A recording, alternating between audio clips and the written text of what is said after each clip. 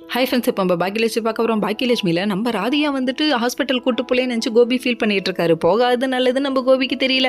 வந்ததுக்கப்புறம் இப்போ என்ன என் உடம்பு எப்படி இருக்குன்னு தெரியுமா, டிப்ரெஷன் இல்லாமல் இருக்குன்னு சொன்னாங்க. என்ன இப்போ அப்படின்னு சொல்லிட்டாங்க.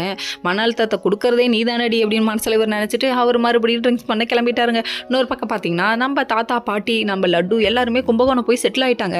ரூமெல்லாம் பார்த்து வேறு லெவலில் இருக்குப்பா அப்படிங்கிறாங்க. சரி சுற்றி பார்க்க போகலாம் அப்படின்னு சொல்லிட்டு இவங்க ஒரு பக்கம் பேசிகிட்டு இருக்காங்க.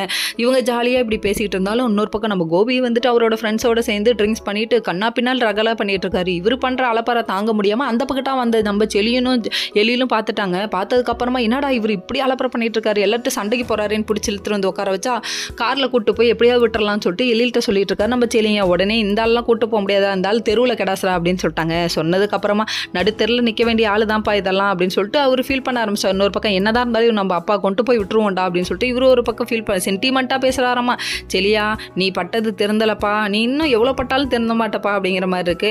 இன்னொரு பக்கம் வந்துட்டு பாட்டி ரொம்ப சோகத்திலே உட்காந்துருக்காங்க. சோகத்தில் உட்காந்துருந்தோன்னு பார்த்த பாக்கியா இருந்துட்டு பாட்டி எத்தா அதுலேருந்து மீண்டு வாங்கத்த உங்களால் கண்டிப்பாக முடியும், அதெல்லாம் ஒன்றும் இல்லை, நாங்கள் இருக்கோம்ல, நீங்கள் ஏன் கவலைப்படுறீங்கன்னு ஆறுதல் சொல்கிறாங்க. நம்ம தாத்தா இருந்துட்டு இதான் நெத்தி அடின்னு உன் பிள்ளைய நம்பாதான்னு சொன்னால் கேட்குறியா, இதுக்கப்புறம் அவன் வந்தா நீ அவன்கிட்ட பேசினேன் அவ்வளோதான் அப்படின்ட்டாங்க.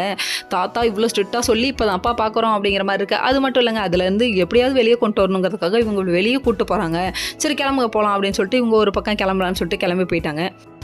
இந்த ஊரில் எது ஃபேமஸ்ன்னு தெரியுமான்னு சொல்லிட்டு இவங்க எல்லாம் பேசிகிட்டு இருக்க. லட்டு வந்துட்டு எனக்கு தெரியும் அப்படிங்குது. ஓகே ஃப்ரெண்ட்ஸ், நெக்ஸ்ட் வீடியோவில்